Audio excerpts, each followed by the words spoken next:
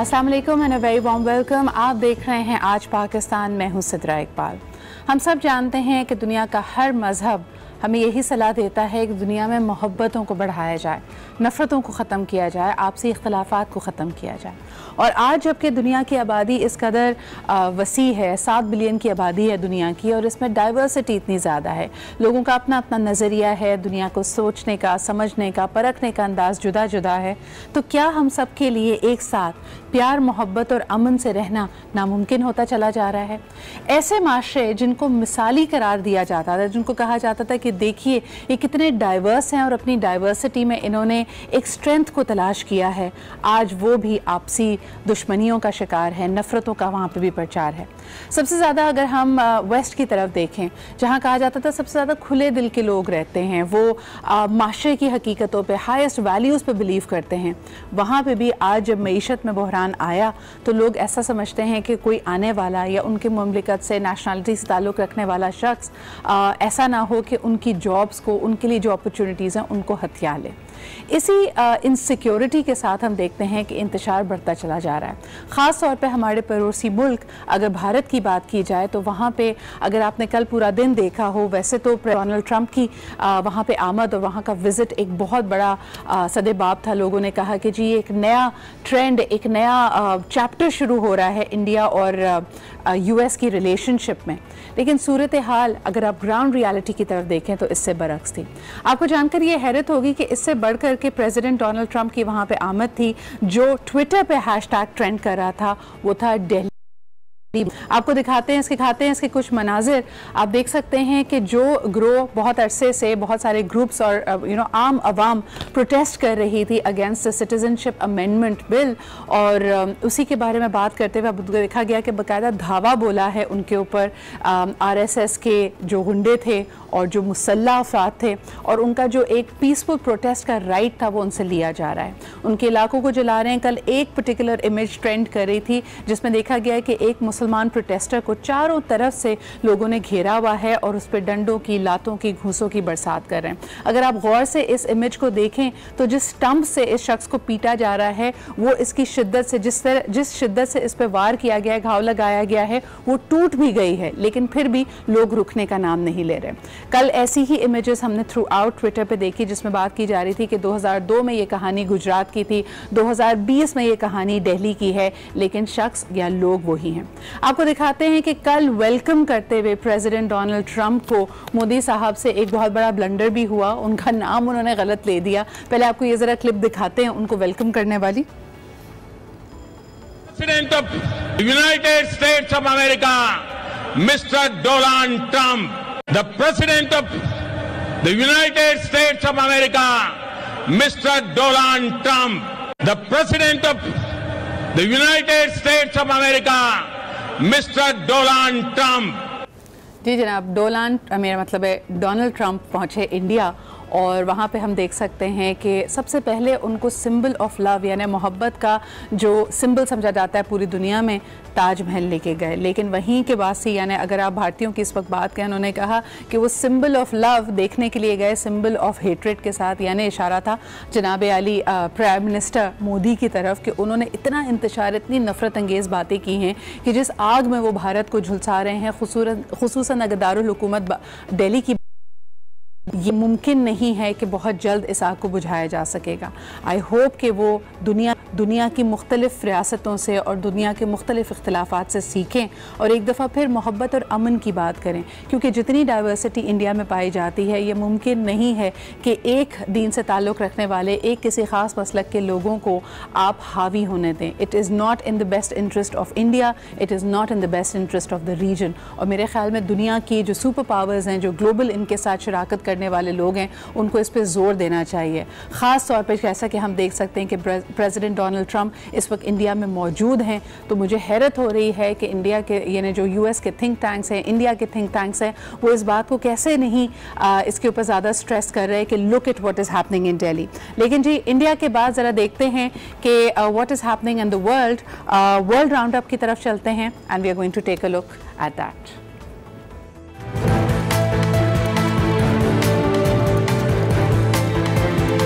इस पर पैकेज जी welcome back. आप देख सकते हैं कि कैथरीन से ज़रा मेरे ख्याल में तमाम अगर पाकिस्तानी मर्द हजरात भी हैं, अगर ये किसी पाकिस्तानी खातून ने ये रिकॉर्ड बनाने की सोच ली तो फिर क्या होगा। हमारे यहाँ फ्राइंग पैन सिर्फ फ्राइंग के और दूसरे 2-3 कामों में आता है, लेकिन उसको मोड़ने का रुझान अभी तक नहीं आया है। लेकिन जहाँ मोड़ तोड़ की बात हो रही है, तकलीफ़ की बात हो रही है, तो ना सिर्फ इस वक्त प्राइम मिनिस्टर मोदी साहब के लिए दिल्ली में होने वाले राइट्स तशवीश का बायस हैं, बल्कि आपको बताते चले कि जिस नए चैप्टर की शुरुआत का जिक्र वो कर रहे थे कि जी भारत और अमेरिका इस वक्त बहुत अच्छी तरह आगे बढ़ रहे हैं, उनका मेल मिलाप है, दोस्ताना है। आपको बताते चलें कि वहीं पे भारत की सरजमीन पे क्या गुजरी होगी मोदी साहब के दिल पे जब प्रेसिडेंट ट्रंप ने पाकिस्तान की तारीफ भी की। आइए आपको दिखाते हैं कि प्रेसिडेंट ट्रंप ने क्या कहा। My administration is working in a very positive way with Pakistan to crack down on the terrorist organizations and militants. Our relationship with Pakistan is a very good one. Thanks to these efforts,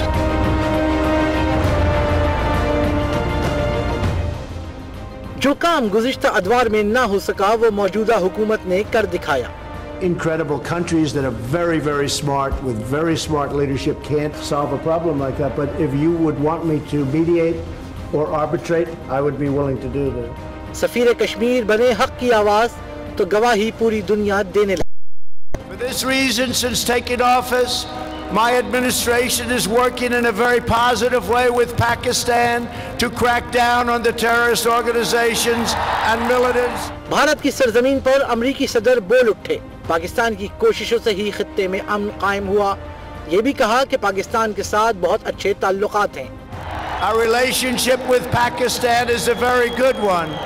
Thanks to these efforts, we are beginning to see signs of big progress, and we are hopeful for reduced tensions, greater stability, and the future of harmony for all of the nations of South Asia.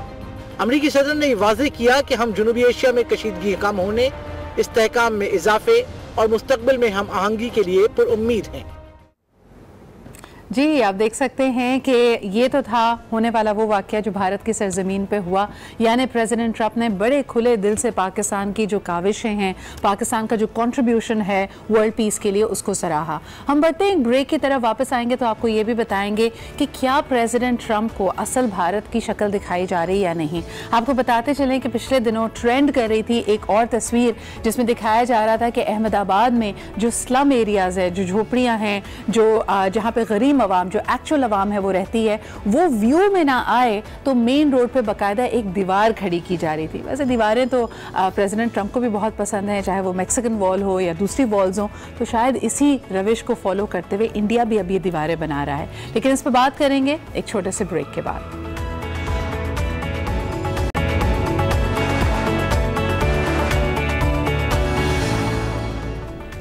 Welcome back after the break. हम बात कर रहे थे कि किस तरह दुनिया भर में सराहा जा रहा है पाकिस्तान की जो खिदमात रही हैं, ना सिर्फ इस खित्ते की बल्कि पूरी दुनिया के में अमन व अमान के क़याम के लिए।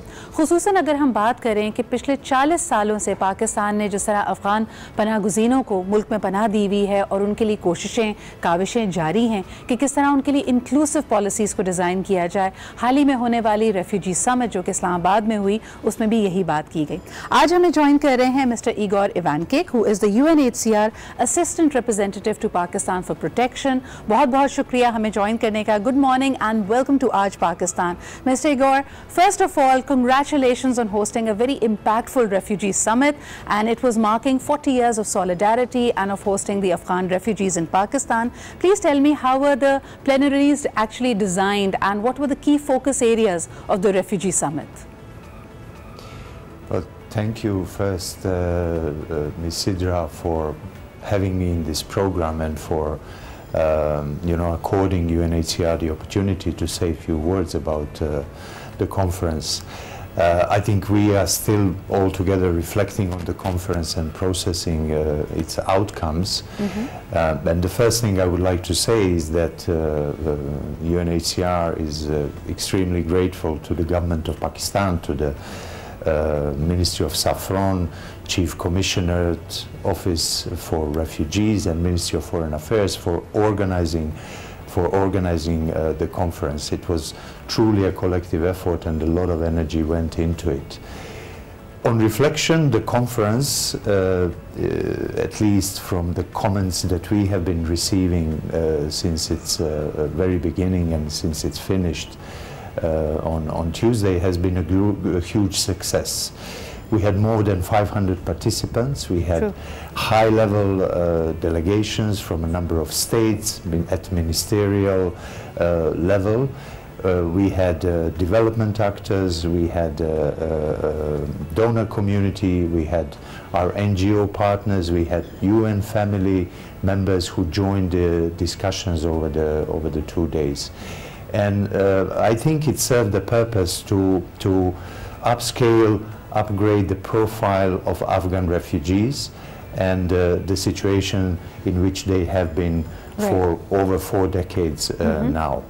The way it was conceptualized is through a day and a half of discussions, and during first day we had 2 ministerial roundtables. Right.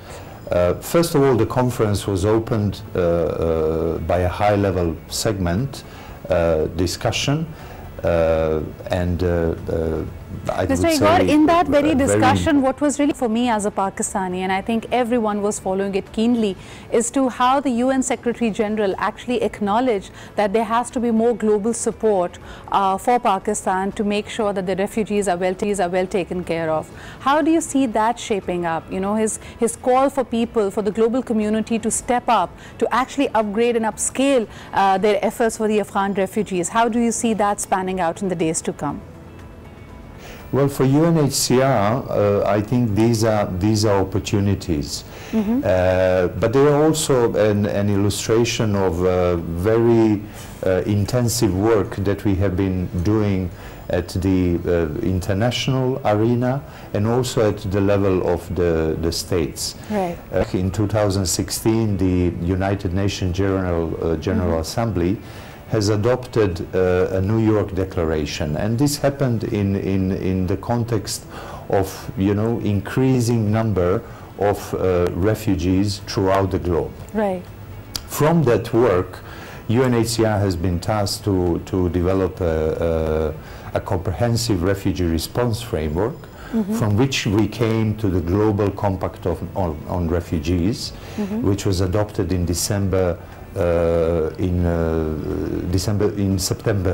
2018. Right. And then in last December we had a global refugee forum, first ever global refugee forum, which was held in Geneva.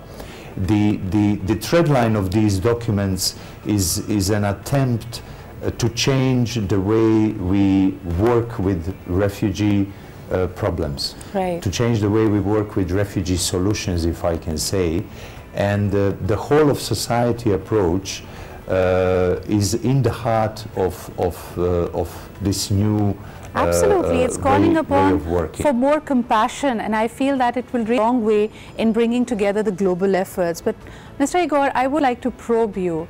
The refugee issue is perhaps the biggest challenge that the world community faces at the moment. What makes the Afghan refugee situation in Pakistan so unique, in your opinion? Well, Afghan situation in Pakistan is challenging from the aspect that, of course, it's been more than 4 decades now that Afghan refugees have been in Pakistan, but also in Iran. So that is one challenge, absolutely. But in the context of challenges, I think we can always look on the side of opportunities.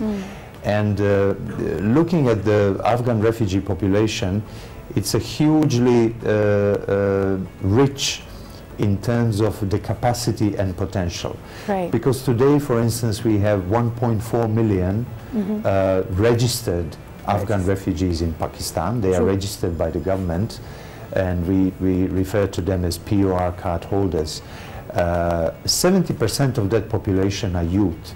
And what we see in our day-to-day contact and work with refugees across Pakistan, They are very resourceful, they are very determined, and they are eager to be educated and take opportunities. Right. And that is probably the best way for us to go about challenges. So it's about Because equipping them with the right skills. They are resourceful already, but higher education will go a long way. Mr. Igor, my last question to you would be that when we talk about, the 70% young people, I believe that we can further divide it into perhaps more vulnerable factions. And over here, I'm particularly talking about the women and the children. So in your opinion, what more can be done to actually make these vulnerable communities more secure out of the refugee bank? Well, I think I just partly responded to that question, and that is really, the describing the real situation of right. refugees anywhere, in our context Afghan refugees, but anywhere from a humanitarian point of view. The fact is that in the modern world in which we are living, a lot of people are on the move, and a lot of people are on the move every day for a variety of reasons. And in that larger group of people who are on the move, mandate of UNHCR are refugees. And they are on the move for very specific reasons, and they are on the move not because they like it, right. not because it's something that is fashionable or modern, yeah. but they are on the move for specific reasons that have been defined by international law. So in 1951, the United Nations General Assembly has brought to power 1951 Refugee Convention, or Convention relating to the protection of refugees, which is clearly defining who can be considered as a refugee. So there is a definition, there is a legal status which is actually accorded to refugees. That means that, certain set of rights and obligations is derived from that refugee status. And of course it goes back to refugees who have certain rights, but have also certain obligations towards their countries of origin. Well, thank you so much, Mr. Igor. I wish I had more to elaborate this, but I think you've made it very clear that when it comes to dismantling the stereotypes, for making these vulnerable communities more progressive, more secure, what needs to be done is to have a clear understanding of what are their rights and their obligations, and perhaps design a more inclusive framework of policies to ensure that these rights and these obligations are taken care of. Thank you very much for joining us this morning. And with this, ladies and gentlemen, let's head for a break. We'll be back with another segment that's going to be about education. हमारे साथ रहिए और देखते रहिए आज पाकिस्तान.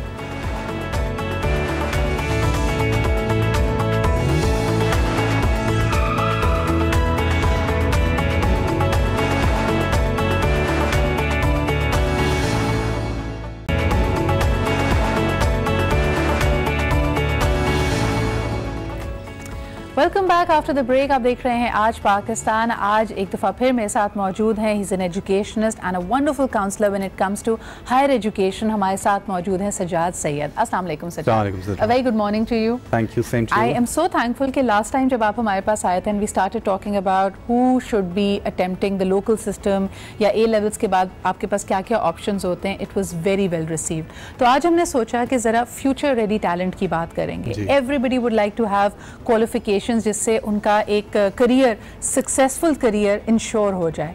लेकिन आज के दौर में ये सिलेक्ट करना बहुत मुश्किल है बिकॉज इतनी सारी स्पेशलाइजेशंस हैं. ख़ास तौर पे पेरेंट्स के लिए बच्चों को गाइड करना बहुत मुश्किल हो जाता है. तो Sajjad, if I may ask you, एक हमने पूरी दिहाई गुजारी है, एक डेकेड है जिसमें द मोस्ट पॉपुलर डिग्री और professional qualification in Pakistan somehow became business studies. यानी लोग BBA कर रहे थे, MBA कर रहे थे. आज भी मैं देखती हूँ कि हर बिजनेस स्कूल भरा हुआ है. उसके जब एंट्रेंस टेस्ट होता है बहुत बड़ी तादाद में लोग अप्लाई भी करते हैं. हाउ आपके ख्याल में ये डिग्री कितनी ज़्यादा रेलिवेंट रहेगी in the years to come? Sidra, I would say that आजकल जो बिजनेस का कॉन्सेप्ट है, it is more hands on, and I think people learn more when they start up their own business. True. And obviously before doing that they will have done plenty of research, so they know where to start, where to go. And of course there are no guarantees, businesses fail as well, but that doesn't mean that the initiative to do new businesses should be not taken up. It's very important. Plus I think the role of technology is accounting, for example, can be done by softwares. So I think conventional MBA, BBA degrees, they are not going to be the demand in future. जी, I think they have already lost a lot of relevance. Exactly. अगर आप 2020 में admission ले रहे हैं तो आप recommend नहीं करेंगे लोगों को BBA MBA करना। वैसे भी उसके अंदर बहुत सारी एक तरह से लिबरल आर्ट्स प्रोग्राम ही होता है। और एक और चीज़ जो देखने में आई है सजाद, के जो बिज़नेस ग्रेजुएट्स होते हैं उनमें से बहुत कम अपना बिज़नेस शुरू करते हैं। What they end up doing is looking for jobs, जो कि ऑलरेडी मार्केट में कम है। बिल्कुल। आई थिंक हमारे पास से वो टाइम अब बहुत जल्दी से चला जाएगा जब corporate entities will be the answer to all your problems. जैसे हमारे ज़माने में होता था कि बैंक ज्वाइन कर लेंगे, मल्टीनेशनल ज्वाइन कर लेंगे और ज़िंदगी अच्छी गुजर जाएगी, पर्क्स भी होंगी, बेनिफिट्स भी होंगी। There is so much uncertainty that organizations are also becoming reluctant to hire people on a long-term basis. Project-based hiring is more happening. The concept of a digital nomad is becoming very popular these days. So I think skills rather than a strong, I'm not against a strong degree, but I think strong degree should be coupled with strong skills and very diverse mindset. और बहुत hands on होने की आपको ज़रूरत है, specialisation होनी चाहिए। मैं ख़ास तौर पे यहाँ पे एक तरह से my heart goes out to the parents Sajjad, क्योंकि उनकी जो अंडरस्टैंडिंग ऑफ वर्क लाइफ थी, I think even a lot of parents are facing that. मैं देखती हूँ कई लोगों को जिनके बच्चे इस वक्त स्कूल में हैं या मिड स्कूल में हैं, and suddenly they themselves find themselves struggling with the work environment. अगर दोनों पेरेंट्स काम कर रहे थे, एक की जॉब ख़त्म हो गई है, so unemployment and looking for the right kind of job is very much a reality. क्या कहेंगे उन टीनेजर्स को जिन्होंने अभी A लेवल्स या इंटरमीडिएट ख़त्म किया है?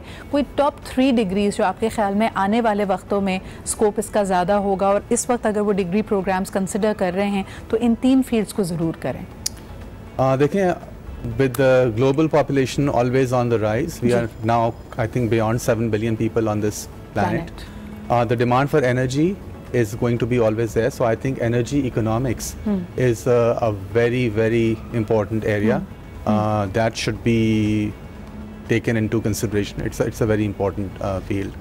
उसके अलावा health care, personal training and development, data sciences, artificial intelligence, and I think math plays a very important role in our life, which is not being given the importance it deserves these days. अच्छा, और आमतौर पे जैसे बात की जाती है जितनी डिजिटल कंपनीज़ हैं, when they are trying to create that business model, उसमें वो हमेशा डालते हैं about data analytics, because what every app is getting is tons and tons of data. लेकिन उसकी analytics के लिए you're right कि while their algorithms and technology is there, you still need a mathematician to take a look at these analytics. So अगर मैं एक दफ़ा recap करूँ, आप जिन fields को explore ज़रूर करें, energy, alternative and complementing energy resources की बात करें, जिसके अंदर आपका सोलर पावर भी आ जाता है, विंड भी आ जाता है, थर्मल प्लांट है आपके सामने। So these are the new emerging fields. इसके अलावा हेल्थ केयर आपके सामने ही है। कोरोना वायरस के बाद there are so many crisis, health care related crisis जो दुनिया में आते रहते हैं, जिसका आपने सामना करना है। And of course data sciences and artificial intelligence. आपने देखा अभी तक हमारे जो सेकेंडरी लेवल स्कूल्स हैं सजाद, क्या उसमें चेंज आया है? Because world over basic curriculum में कोडिंग को शामिल कर दिया गया है, लेकिन पाकिस्तान में अभी भी बच्चे कोडिंग नहीं सीख रहे हैं। देखिए, कोडिंग इज़ वेरी इम्पोर्टेंट। हमारे पास जो करिकुलम डेवलप हो रहा है उसमें हमने आर्टिफिशियल इंटेलिजेंस, कोडिंग, प्रोग्रामिंग, इन सब चीज़ों को as a core course रखा हुआ है, and these are compulsory courses that students will have to do. It's very, very important because there is no way forward without them. So मैं हमेशा बच्चों को बोलता हूँ, for example, students come to me and they say, I want to do sociology and I want to do psychology, and why do I have to do math? And I always tell them that if you want to be a prolific sociologist, and let's say you observe that in a particular country there's a high correlation between unemployment and suicide, then just saying that is not going to establish it.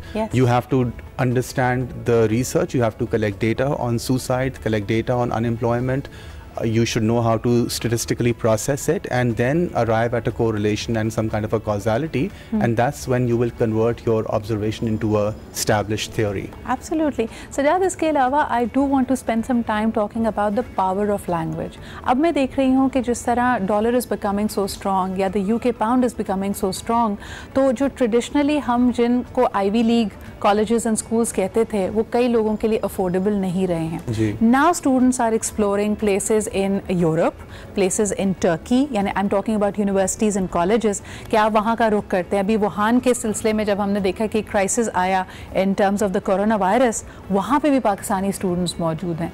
So why is it that we wait और हम कहते हैं कि हम किसी ऐसी जगह चले जाएंगे तब हम लैंग्वेज स्किल एक्वायर करेंगे?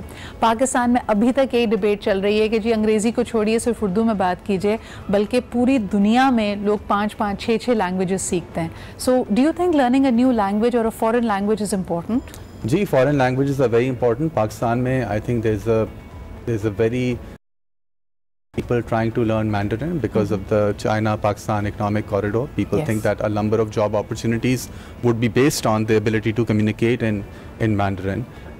That's always there, but I think English is a universal language, right? And unless you are an economy like Japan, where you say, oh, we'll do everything in our language, and then you translate all literature from all over the world, from all languages into your language, right? Only then people will get the exposure which is required to succeed and develop. लेकिन अगर मैं आपसे कहूँ कि अंग्रेज़ी को छोड़कर और मैंडरिन को छोड़कर, क्योंकि चाइनीज़ पे बहुत बात है, जो आपके ख्याल में यंगस्टर्स को, नौजवानों को सीखनी चाहिए, तो आप क्या कहेंगे? देखिए, I would say maybe Spanish, very important. I think Arabic is very important because we are connected to the Middle East. Yes, of course. And knowing that language can give you a lot of opportunity. So any European language, अगर population wise बात की जाए तो very sound advice, क्योंकि दो ज़बानें जिसको सबसे बड़ी दुनिया की आबादी यानी कसीर तादाद में लोग बोलते हैं इसको, वो है अरबिक इसमें शामिल है और स्पेनिश इसमें शामिल है. एक कॉल ले लेते हैं छोटी सी और उनसे भी बात करते हैं. हेलो, अस्सलाम वालेकुम. वालेकुम अस्सलाम मैम, कैसी हैं आप? मैं बिल्कुल ठीक ठाक, आप कैसी हैं और क्या सवाल करेंगी? सवाल मेरा थोड़ा छोटा सा है. आप बात कर रही हैं ज़बानों की. कोई भी ज़बान जो है वो एक एज होती है, आपको एक एज मिल जाता है कि चाहे आप कोई भी ज़बानें सीखें. मगर थोड़ा सा हमारा फोकस शिफ्ट हो गया है कि हमें होता है कि फॉरेन लैंग्वेजेस पे ज़्यादा फोकस हो गया है, हमारा जो है इंग्लिश पे ज़्यादा फोकस हो गया है. मेहमान आपके वहाँ पे बैठे हैं, यानी I agree with everybody things that he is saying, but continuously एक ऐसे मासेस के लिए आप प्रोग्राम कर रहे हैं जिसमें वो कंटिन्यूसली अंग्रेजी में बात कर रहे हैं. अब अनफॉर्चुनेटली ये हमारा मयार नहीं होना चाहिए कि जी आपने अंग्रेजी बोल रहे हैं तो ये हो रहा है. चाइना में देख लीजिए, आप ईरान में जाके देख लीजिए. आप हमारा हायर एजुकेशन से रिलेटेड मैम सेगमेंट है, कोई सवाल उस हवाले से करना चाहेंगे? क्योंकि टॉपिक हमारा है future ready talent for the years to come. जी, future ready talent has to be skill based. आपके स्टूडेंट्स जो निकल रहे हैं इस वक्त OA लेवल्स के या मेन स्ट्रीम स्कूल से जितने भी निकल रहे हैं, they have no idea how to cope up in real life situation. आप इन बच्चों को आप कहते हैं हम इंटर्नीज देते हैं, इंटर्नशिप पे आते हैं, इनकी प्रॉब्लम सॉल्विंग स्किल्स जीरो होती हैं. इतना ज्यादा OA लेवल सिस्टम से ये लोग स्पून फेड की इनको आदत हो जाती है कि इनके लिए जो है रियल लाइफ चैलेंजेस एक्सेप्ट करना बहुत मुश्किल होता है. Why would you say that O levels and A levels are spoon fed? हमारे यहाँ तो बल्कि उल्टा तासुर है कि उनको मेहनत करनी पड़ती है. नहीं, ऐसा नहीं है. आप OA लेवल्स में के स्कूल्स के स्ट्रीम में स्पून फीडिंग बहुत ज्यादा है. राइट, बहुत बहुत शुक्रिया मैम आपके कॉल करने का. सवाल मैं आपका नहीं समझ पाई हूँ. You had a few comments about it, but thank you nonetheless for your call. Sajjad, last 1 minute, आपके ख्याल में when we talk about life skills एक लकूना नजर आता है कि जो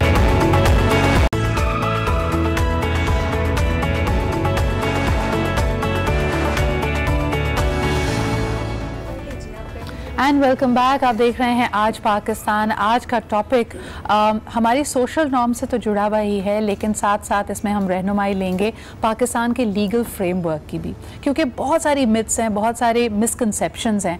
हमें एग्जैक्टली क्लियरली नहीं पता कि अगर एक couple they decide to part ways, अपनी शादी को वो डिज़ोल्व कर रहे होते हैं, तो उस शादी में जो फैमिली है, ख़ास तौर पे जो बच्चे हैं, उनकी कस्टडी एक लीगल बैटल बन जाती है. और कभी कभार तो ये मामला आपस में लोग तय कर लेते हैं हैं, लेकिन ऐसी सिचुएशंस भी होती हैं जहाँ पे ना सिर्फ इतनी ज़्यादा नाराज़गी बढ़ गई है कि वो शादी ख़त्म होने पे आ गई है, बल्कि वो एक दूसरे को देखने की भी रवादार नहीं है।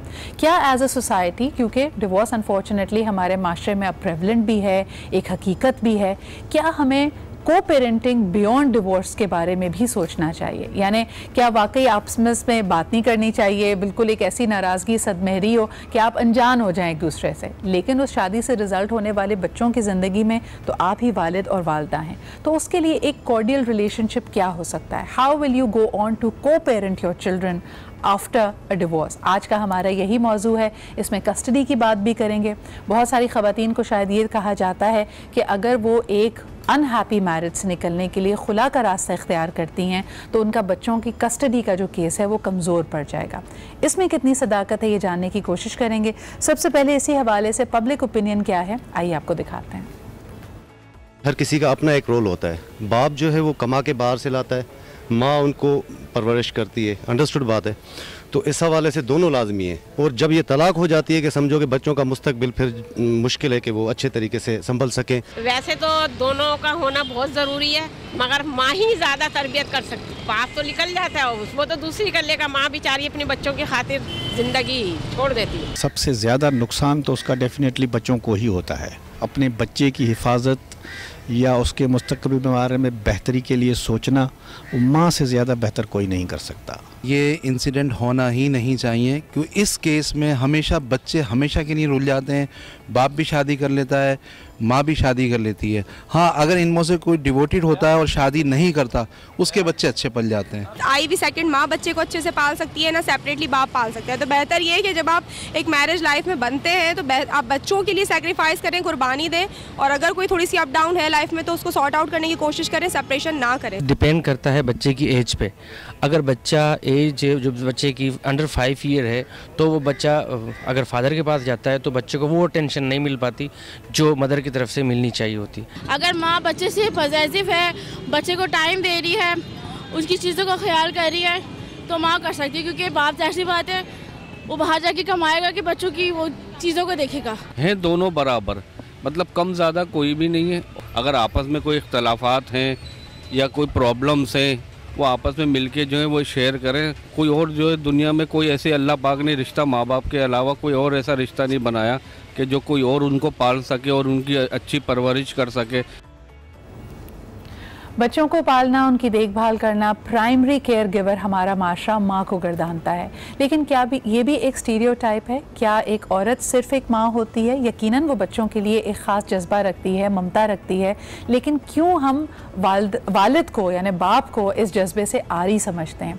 यही मेरा पहला सवाल होगा मेरे पैनल के लिए। आइए सबसे पहले इनसे आपको इंट्रोड्यूस करती हूँ। माहिर कानून हैं और हमारी इस तरह के तमाम मामलात में रहनुमाई करते हैं। हमारे साथ मौजूद हैं ज़िया ऐवान साहब। अस्सलाम वालेकुम। आप ही के साथ तशरीफ़ रखती हैं डॉक्टर सोबिया आफ्ताब, क्योंकि इसमें एक बहुत ही अहम सोशोलॉजिकल और साइकोलॉजिकल पहलू है, तो इनसे रहनुमाई लेंगे। Thank you very much for being here. And of course we also have with us an educationist, also an influencer, Mariam Moeed Khan. Thank you Mariam for joining. Zia sahab, सबसे पहला सवाल आपसे मेरा यही होगा कि ऐसा लगता है हमारे लोगों की राय को भी देखकर, क्या हमारे कोर्ट्स भी, क्योंकि इसी माशरे का हिस्सा हैं, कस्टडी के मामले में क्या बायस्ड होते हैं कि माँ को ही कस्टडी मिलनी चाहिए क्योंकि उससे बेहतर परवरिश बच्चों की कोई नहीं कर सकता? देखें, ओवरऑल अगर लॉ की बात करते हैं, पहले तो मैं आपके दो सवालों के दो पार्ट हैं, एक लॉ है और एक कोर्ट्स है। ओके। और उनके क्या डिसीजंस हैं। जी। बेसिकली लॉ तो बहुत ठीक है इस तरह से कि हमारा जो लॉ है गार्डियन वार्ड एक्ट और बाकी भी जो उसके सपोर्ट में जो बाकी लॉज बने हुए हैं जो कि चाइल्ड कस्टडी के हवाले से हैंडल करते हैं, क्योंकि कई दफ़ा क्विक कस्टडी चाहिए होती है और कई दफ़ा एक लॉन्ग टर्म प्रोसेस से निकल के वो कस्टडी मिलती है। तो guardian ward is a long term process. उसमें जो सबसे प्राइम जो पॉइंट है उसके अंदर गार्डियन वार्ड एक्ट में कि जब अब गार्डियन वार्ड का एक्ट का अगर बच्चे की कस्टडी का केस कोर्ट में होगा जी, तो कोर्ट बिकम अ गार्डियन। अच्छा, ठीक है ना, for the time being. And court को सिर्फ ये देखना होता है, कोर्ट को सिर्फ ये देखना होता है कि वेलफेयर ऑफ द चाइल्ड जो है वो कहाँ लाई करेगी, कहाँ पे होगी, माँ के पास होगी या बाप के पास होगी। सही। तो वो प्रूव करना होता है और वो जजेस और लॉयर्स को उस पे जाके अपना पॉइंट करना होता है कि वो आया वेलफेयर बच्चे की होगी कहाँ। अच्छा, अब तो एक तो ये लीगल एस्पेक्ट हो अब गया। उसमें कुछ पॉइंट्स हैं। मिसाल के तौर पे अगर बहुत छोटा बच्चा है, दूध पीता बच्चा है, हिजानत में है, हिजानत इज वेरी लाइक हमारे इस्लामिक उसमें है, तो हिजानत में तो बच्चा माँ के पास ही रहता है unless and until there is a change of religion, there is a like proved allegation against mother, कोई बहुत ही खतरनाक किस्म का उस पर कोई चार्ज है, तब जाके वो कस्टडी बाप के पास जा सकती है। इसको थोड़ा सा और एलैबोरेट कीजिएगा। आम लोगों का तासुर ये भी है कि बेटा और बेटी यानी बच्चा है या बच्ची है, उसकी custody gender of the child से फर्क पड़ता है। वो मैं आपकी बात समझ गया, क्योंकि नॉर्मली हमारे पास जब लोग आते हैं हमारे पास केसेस लेकर, तो उनका यही ख्याल होता है कि 7 साल का बच्चा होगा तो बाप के पास चला जाएगा, बेटा है तो बाप ही का होगा। ऐसा नहीं है, ऐसा नहीं है, कतन नहीं है। 7 years उसका हिजानत का टाइम। सही। हिजानत डजंट मीन हिजानत खत्म हुई तो माँ से बच्चा बाप के पास चला जाएगा, ऐसा कहीं नहीं होता। कहीं नहीं होता। इसमें अगर वो बाप प्रूव करे कि मदर इज इनकेपेबल, ठीक है ना, और उस पर बहुत सीरियस एलिगेशन है और बच्चे की हालत बहुत ख़राब है या बच्चे को प्रॉपरली टेक केयर नहीं किया जा रहा, तो फिर जाके वो कस्टडी मांग सकता है 7 years के बाद, ठीक है ना। हालांकि मैंने बताया पहले भी मांग सकता है। तो ये जो लोगों की मिथ्स हैं कि जी 7 साल के बाद मैं बच्चा ले लूंगा या बच्चा ले जाएगा, कोई खौफ में रहती है माएँ, ऐसा नहीं है। आपको प्रूव करना होता है कि कस्टडी जो है आप ले रहे हैं तो बच्चे की वेलफेयर आपके पास। अच्छा, मैं इसको अगर एक दूसरी तरफ भी लेके जाऊँ डॉक्टर सोबिया, कोई भी कपल अगर डिवोर्स की तरफ जाता है तो obviously there has been mental trauma, एक दूसरे के साथ बन नहीं रही होती, इमोशंस आर हाइटन्ड। उस वक्त जब ये जैसे ज़िया साहब ने बात की कि कोर्ट तो ये देखता है कि बच्चे की वेलफेयर किधर है, क्या दोनों इस जाहिर सी बात है इमोशनल अपहीवल से तो गुजर रहे होते हैं, दोनों इस काबिल होते हैं कि अकेले बच्चे को संभाल सकें? देखिए, उस इमोशनल ट्रॉमा को देखा जाए तो वो दोनों, जैसे आपने कहा, सफ़र कर रहे हैं तो ऑब्वियसली दोनों ही इनकेपेबल होते हैं। लेकिन कोर्ट हमेशा ये देखता है कि लॉन्ग टर्म में क्या बेनिफिट होगा उनके लिए, यानी कौन बच्चे को उसकी ज़रूरियात पूरी कर सकता है, ठीक है, उसको इमोशनली सपोर्ट कर सकता है, फिर वो देखा जाता है कि उन दोनों में से कौन सा। आई वांटेड टू चैलेंज जो ये स्टीरियोटाइप है कि जी माँ के लिए बच्चे अहम होते हैं। यही माँ हो सकती है जो हो सकता है एक अब्यूजिव मैरिज से निकली हो या फॉर वट एवर, अगर मैं कहती हूँ मारपीट इमोशनल ट्रॉमा नहीं भी है but her status has changed, अगर आप उसको बच्चे उस वक्त दे देते हैं, वो किस हद तक अपना गुस्सा, अपना ग्रीफ मैनेज कर पाती है, या शुरू में आपको लगता है कि वो थोड़ा बहुत बच्चों पे निकलता भी है?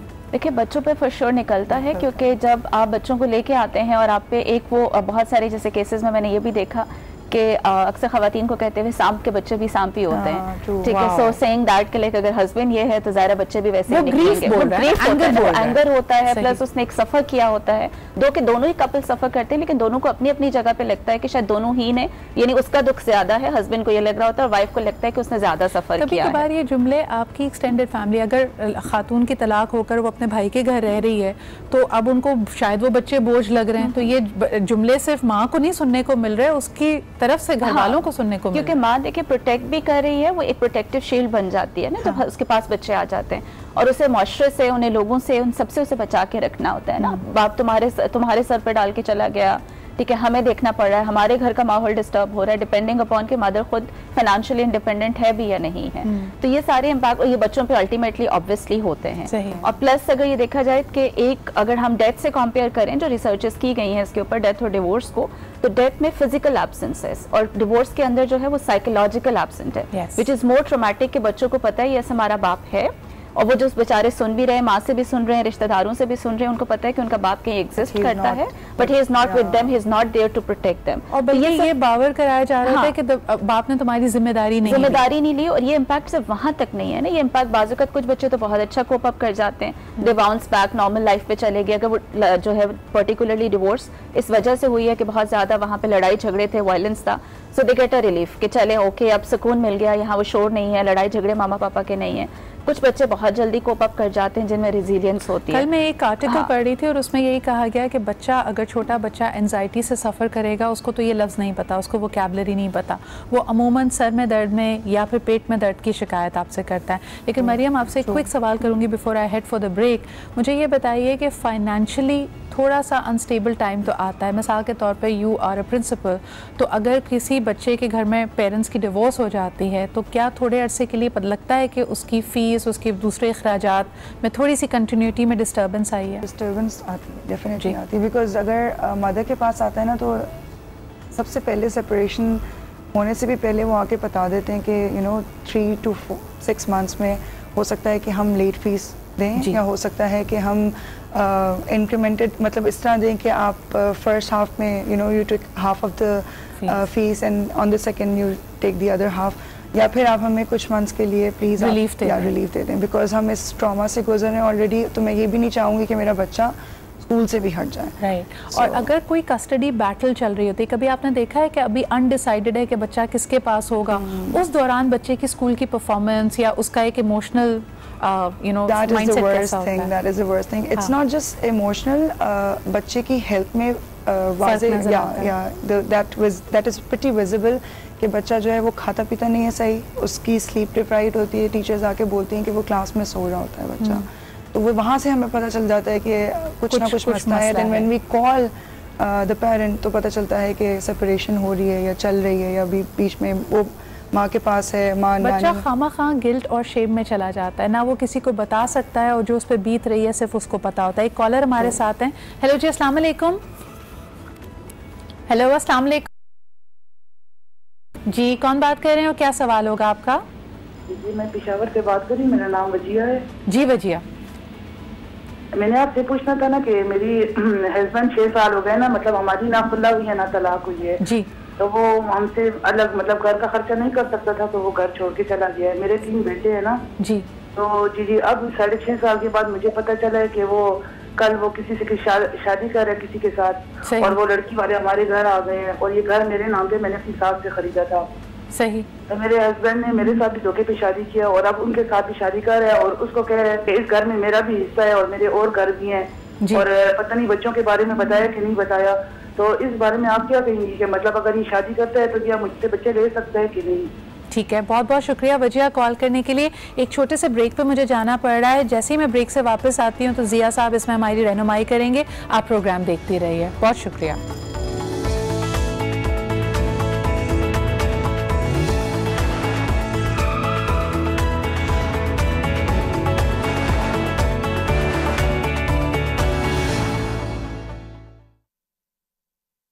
के हवाले से बिल्कुल डिफरेंट चीज़ है, बल्कि नान नुफ्का करने से वो पैसे नहीं देगा तो आपका केस और स्ट्रांग होता है कि बच्चा आपके पास रहेगा और आपकी एक लीगल ट्रेल बनती है। उल्टा जो है ना, वो लोग जो सोसाइटी में सोच रहे होते हैं और जो लॉ का बेनिफिट है वो बिल्कुल डिफरेंट है। सही। तो पहली बात तो यह है कि अगर उनको इस तरह के खतरात हैं तो उनको फौरी तौर पे चाइल्ड मेंटेनेंस का केस करना चाहिए और पिछला भी सारा क्लेम करना चाहिए। कोर्ट कैन गिव दैट सी, और क्लेम दे सकती है कोर्ट, पुराना क्लेम भी सारा मिलेगा, उसकी डॉक्यूमेंटेशन करें, बच्चे जो स्कूल जाते हैं उनकी रसीदें सारी जमा करके उनको चाहिए कि मेंटेनेंस का केस दाखिल कर दें। लेकिन जिया साहब यहाँ मुझे सवाल ज्यादा ये लगता है कि प्रॉपर्टी का मामला ज्यादा है। देखें, अब दूसरी बात उन्होंने कही कि मैंने ये प्रॉपर्टी खरीदी, अगर उसकी डॉक्यूमेंटेशन मौजूद है तो उनसे कोई नहीं ले सकता। सिविल फाइल करना पड़ेगा कि without due process of law मुझसे वो प्रॉपर्टी ना छीनी जाए। वो जब जाएंगे कोर्ट में कोई क्लेम करेंगे then she can have documents. ठीक है, तो आपके दोनों सवालों का जवाब दे दिए कि एक और कॉलर हमारे साथ है, उनसे बात कर लेते हैं। हेलो, अस्सलाम वालेकुम। जी, कौन साहिबा कहाँ से बात कर रही हैं? इस्लामाबाद से शैनीला बात कर रही हूँ। जी शैनीला, क्या कहेंगी?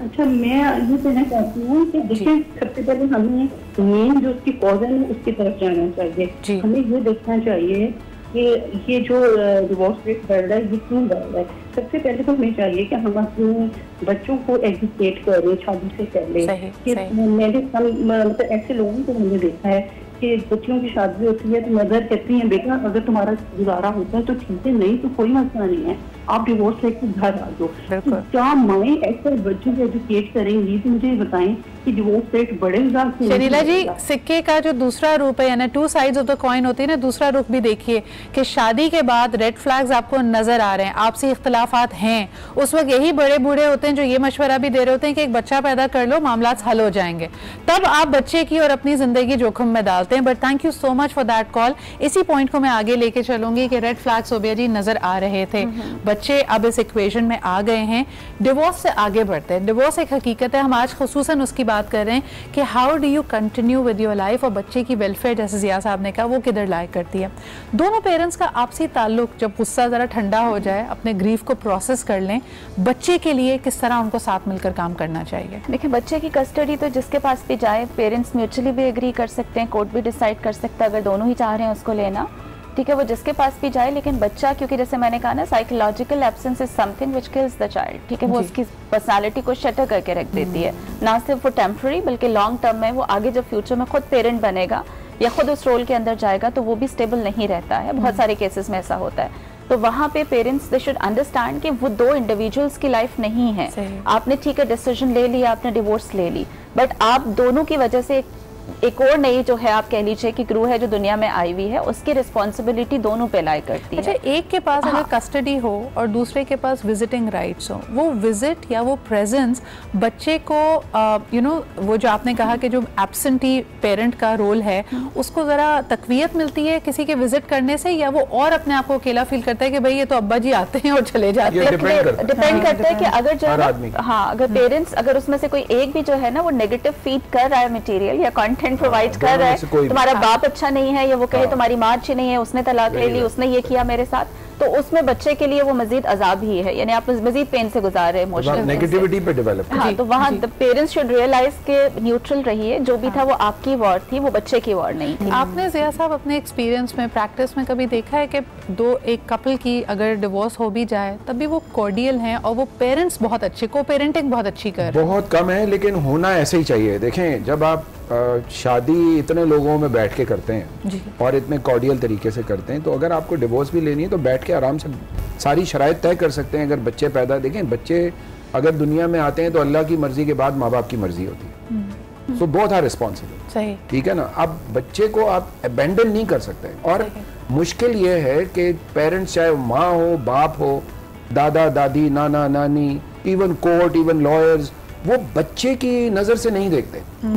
There is hardly anything being seen by like what child is thinking. Everybody is that thinking is about something that. That is something which is very important. कि लॉ तो मौजूद है, लेकिन चाइल्ड आई से, चाइल्ड माइंड से आप देखें कि how the child is going through, how to resolve it. अच्छा मरियम, इसमें बिल्कुल आप सही कह रहे हैं ज़िया साहब, इसको आगे गुफ्तगू को लेके जाते हैं। If the parents have separated, एक बहुत बड़ा अलमिया हमारी सोसाइटी का ये है कि अगर बाप के पास बच्चों की कस्टडी हो भी, they will be many prospects willing कि वो उसकी रीमैरी भी कर ले, दूसरी माँ भी आ जाए, दूसरी बीवी भी हो उस शख्स के पास, और नोबडी हैज़ एनी प्रॉब्लम्स। वो आने वाली भी बड़ी बेशक एक्टिंग कर रही हो, लेकिन शुरू शुरू में कहती है मैं बच्चे पाल लूँगी।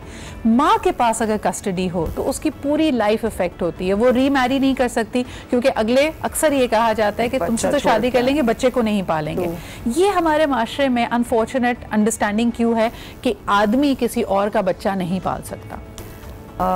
दिस इज़ वन थिंग जो कि नहीं होना चाहिए, बट ये it is very common, it is very common in our society. हमारे पास पेरेंट्स भी ऐसे आते हैं और मेरे पास खुद के टीचर्स भी ऐसे हैं जिनके पास उनके अपने बच्चे हैं, सेपरेशन के बाद, डिवोर्स के बाद, single mothers, and they are taking care of everything. And then I have this one case as well, जिसमें बच्चा जो था वो पैदाइश से ही बाप ने नहीं देखा हुआ था, like he left the mother from the second month of the pregnancy, और केस कस्टडी का उसने कर दिया कि मुझे बच्चे को, तो जब उसके जहेज़ की बात की कि मुझे वो वापस मिले, तो रिटालिएशन, तो उस जगह पे it was very something that pissed me off as well, कि ऐसे कैसे कोई जिसने बच्चा देखा नहीं पैदाइश के वक्त में, वो आके मांग रहा है सिर्फ इस वजह से कि वो जो केस दूसरा केस है वो नल हो जाए, टॉर्चर करना चाह रहा है, और वो चाह रहा है इमोशनल टॉर्चर। आपने अभी इससे पहले एक बात की थी कि बच्चे जब मिलते हैं थोड़े टाइम के लिए, तो वो बच्चा उस टाइम से भी गुजरा है जब उसने अपने उस बाप को, जिसको उसने कभी नहीं देखा था, उसके साथ 2 आवर्स स्पेंड किए, और वो कैसे स्पेंड होते थे, that he used to play a game on the mobile and the father used to just watch him and that's it.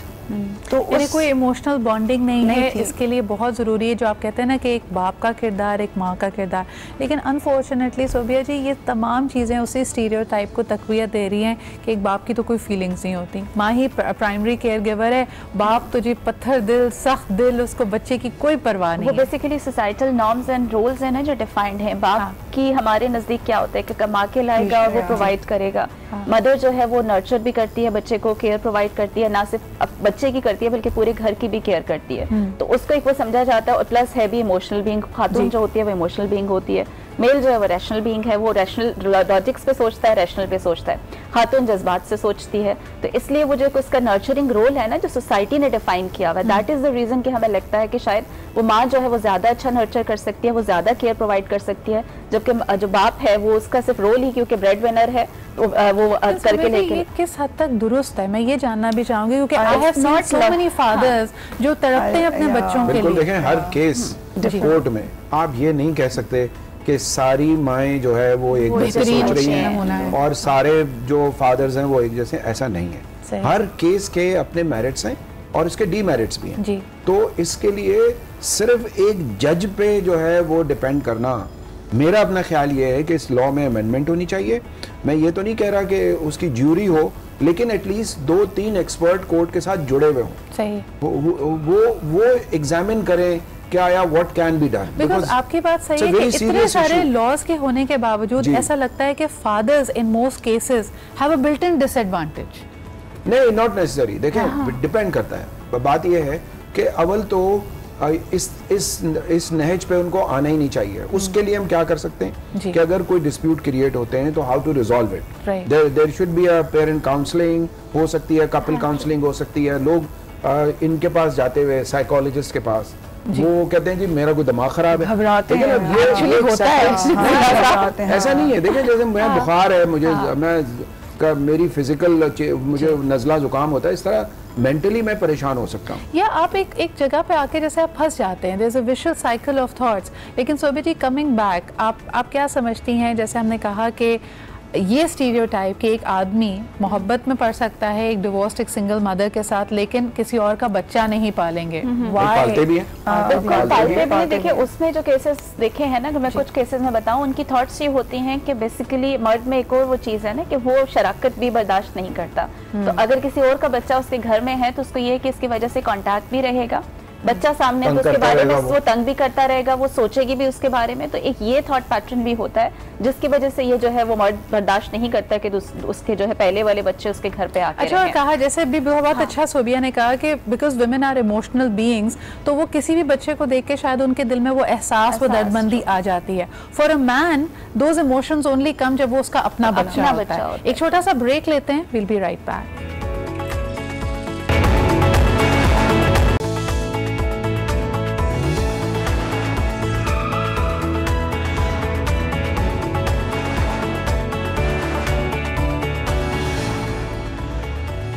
Welcome back after the break. बड़ा ही मुश्किल सब्जेक्ट है। आई एम श्योर कि अ lot of people, हमारे पास जो offline calls भी आ रही हैं, कुछ मैसेजेस मैं पढ़ रही थी, हर एक की अपनी कहानी है। जिस तरह के ज़िया साहब ने कहा कि no two cases can be compare to each other, लेकिन हाँ कुछ स्टीरियोटाइप्स हैं जिनको हमें तोड़ना पड़ेगा। कस्टडी किसी के भी पास हो, बच्चे माँ बाप दोनों के होते हैं, तो आपस में एक कॉर्डियल वर्केबल को पेरेंटिंग इक्वेशन बनाना बहुत ज़रूरी है। और ख़ास तौर पर जैसे डॉक्टर सोबिया ने कहा कि आपका गुस्सा, आपकी तकलीफ़ अपनी जगह, लेकिन अपनी तकलीफ़ को अपने बच्चों पे ऑफलोड ना करें। उनका एक अपना इंडिपेंडेंट रिलेशनशिप अपने बाप या माँ के साथ होना बहुत ज़रूरी है। अच्छा, लेकिन इसमें मेरे ख्याल में जो हमारी एक्सटेंडेड फैमिलीज़ होती हैं, ज़िया साहब, सोबिया, वो एक बड़ा नेगेटिव या पॉजिटिव रोल प्ले कर सकती हैं। जैसे आप खुद भी कह रही थी कि अगर माँ उस वक्त इमोशनली डिस्टर्ब्ड है तो उसकी सपोर्ट सिस्टम उसको भी संभाल सकती है और बच्चे को भी संभाल सकती है। आमतौर पर ये देखा भी गया है। लेकिन क्या यहाँ पर ये मान देना मेरे ख्याल में एक तरह से दुरुस्त होगा कि सिंगल मदर्स के लिए ज़िंदगी को दोबारा रीस्टार्ट करना ज़्यादा मुश्किल है as compare to single fathers? देखिए ना, when you are living in a hell so you have no other option, ठीक है। लेकिन अगर मेरा अपना ख्याल ये है कि ये बहुत सारे केसेस हम रोक सकते हैं अगर जो माँ और बाप, अगर जिनके बच्चे हैं, जो क्योंकि हम कस्टडी की बात कर रहे हैं, वैसे भी अगर कपल्स भी हैं, so they should have a dialogue. Problem ये है कि डायलॉग नहीं है हमारी सोसाइटी में, डायलॉग खत्म हो गया।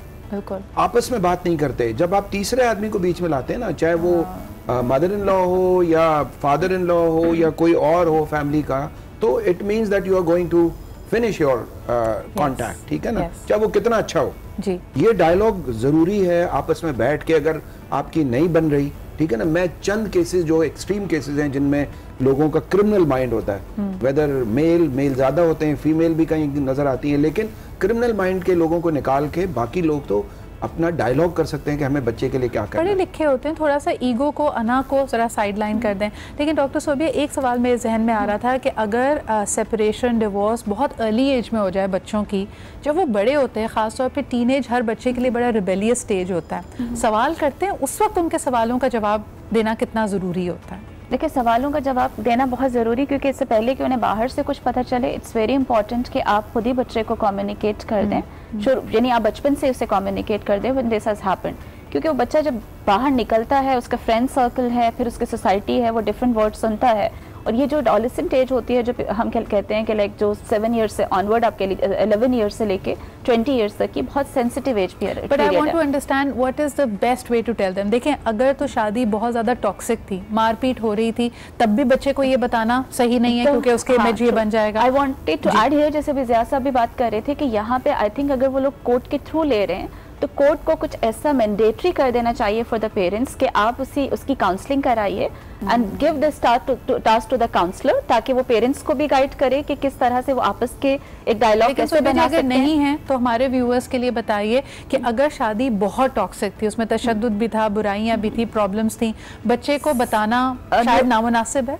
नामुनासिब नहीं है, एक एज पे जाके, बहुत अर्ली एज पे नहीं बताया जा सकता, क्योंकि बच्चा आपसे 10 साल से पहले सवाल करेगा भी नहीं, 7-8 साल से पहले नहीं करेगा। जब वो सवाल आपसे कर रहा है तो उसे एक न्यूट्रल पर्सपेक्टिव दीजिए कि हमारी पर्सनालिटी डिफरेंसेस थे, ठीक है, हम लोगों की मेंटल कंपैटिबिलिटी नहीं थी, उसकी वजह से वी कुडंट कोएग्जिस्ट, ठीक है, और इसमें ना वो बुरे थे ना मैं बुरी थी, ठीक है, ताकि वो न्यूट्रल पॉजिटिव पर्सपेक्टिव। एक आखिरी सवाल मरियम आपसे करना चाहूंगी, बच्चियों के केसेस में आमतौर पे जब हम स्टीरियोटाइप्स की बात कर रहे थे, लोग कहते हैं कि जी माँ का घर क्यों के नहीं बसा, तो फिर इवेंचुअली उस बच्ची की शादी के प्रोस्पेक्ट्स में भी प्रॉब्लम्स आते हैं। सो somehow when that girl questions her mother, तो उसको बड़ी बड़ी बातें भी बहुत छोटी लग रही होती है। हमने अक्सर लड़कियों को ये कहते हुए भी सुना है कि भाई ये तो इतना कोई बड़ा मसला नहीं था, आपने क्यों नहीं कॉम्प्रोमाइज़ किया फादर के साथ, क्योंकि वो अपनी तकलीफ से गुजर रही होती हैं, because they feel rejected in society.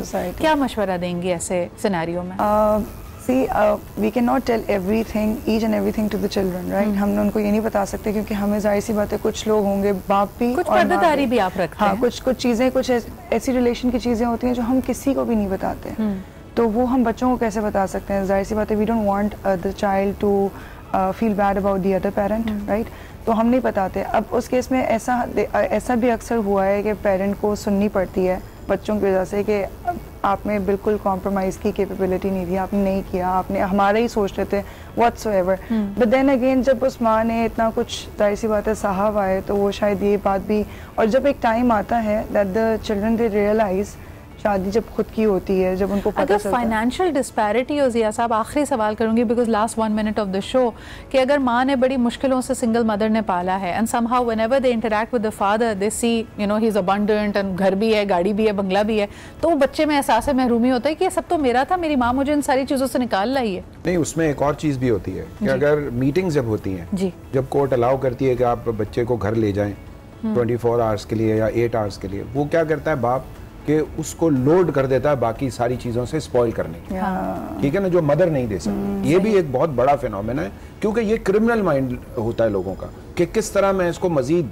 But why are you calling it criminal? वो भी तो तरसा हुआ अपने बच्चे के साथ, अगर वक्त गुजार रहा है होता है, तरसा हुआ अगर है तो वो उसको मेंटेनेंस देना चाहिए बच्चे का। और माओं को चाहिए कि कस्टडी का केस अगर नहीं भी है, अगर आप अलहदा रह रहे हैं, आप सेपरेट रह रहे हैं, तो आपको फॉरन मेंटेनेंस का केस करना चाहिए। I think this is the most important point जो आज के शो से निकला। रिसीट्स होनी चाहिए उनके पास, ये सारी रिसीट्स होती हैं, वो जहेज की रसीदें भी उसको दे देते हैं, सारा कुछ चला जाता है, लड़की की डिग्रियां भी चली जाती हैं, उसको चाहिए उसको थोड़ा सा। देखिए, 1-2 चीजें आज बड़ी वाज़ेह हुई हैं कि आपका पेपर वर्क मुकम्मल होना चाहिए। जैसे कहता है ना, अंग्रेज के जमाने के जेलर कहते थे कि लिखत पढ़त पूरी होनी चाहिए, तो अपने पेपर्स को संभाल कर रखें, निकाहनामा भी मुकम्मल होना चाहिए, निकाहनामा, डिग्रीज।